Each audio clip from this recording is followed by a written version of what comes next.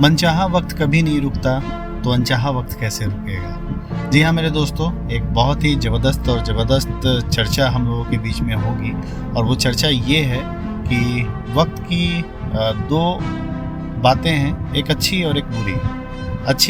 बुरी बात ये है, अच्छी से पहले बुरी बात हम लोग समझ लेते हैं। बुरी बात ये है कि आपका वक्त अगर अच्छा चल रहा हो तो बहुत तेज़ी से बीत जाता है, और अच्छी बात यह है कि आपका वक्त कितना भी बुरा क्यों ना हो, वो एक न एक दिन बीत ही जाता है। और इसी पे एक भगवान की बहुत सुप्रसिद्ध कहावत है जो हम सभी लोगों ने सुना होगा, लेकिन अमल बहुत कम लोग करते हैं इस चीज़ों पे। और वो अमल अगर आपने अपनी लाइफ में कर लिया तो बहुत सारे प्रॉब्लम्स आप खुद ही ख़त्म कर लेंगे। देखिए, मैं हमेशा कहता हूँ कि बड़ा ही सिंपल है ये ज़िंदगी, और सिंपल सी ज़िंदगी में अगर हम कॉम्प्लेक्सिटी अगर कम रखें तो ये जीवन जीना बड़ा ही आसान है। और प्रभु की प्रार्थना में भी ये बात आती है, दुख में सुमरन सब करे, सुख में करे न कोई। जो सुख में सुमरन करे तो दुख काहे को होए। हम जब हमारा समय अच्छा चल रहा होता है तो हम चीज़ों की कद्र नहीं करते हैं, प्रकृति की कद्र नहीं करते हैं। हम भगवान तक को भूल जाते हैं कि ये सुख का जो समय मिला है, ये आज आप जो खाना खा रहे हैं, जो भी आपने पाया है ज़िंदगी में, कहीं ना कहीं कोई देने वाला है।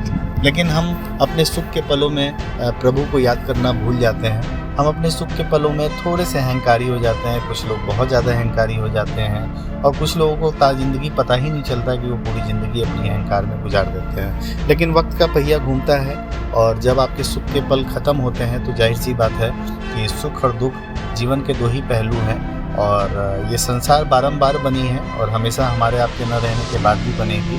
किसी और यूनिवर्स में भी इसी तरह की पृथ्वी का अस्तित्व है। लेकिन एक सच तो तय है कि जीवन जो है दो पहलुओं से मिलके ही बनता है, सुख और दुख। जीवन जो है दो पहलुओं से मिलके ही बनता है, रात और दिन। हमेशा दोनों चीज़ें साथ साथ चलती हैं। तो सुख का पल भी एक दिन बीतता है, और जब दुख आपके पास आता है तब आप जाते हो प्रार्थना करने।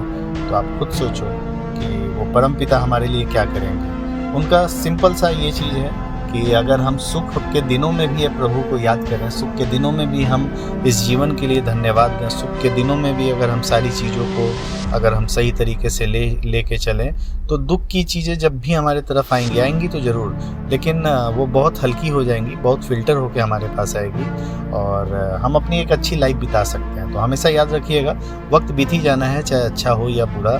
यही वक्त की सबसे अच्छी और बुरी दोनों ही बात है।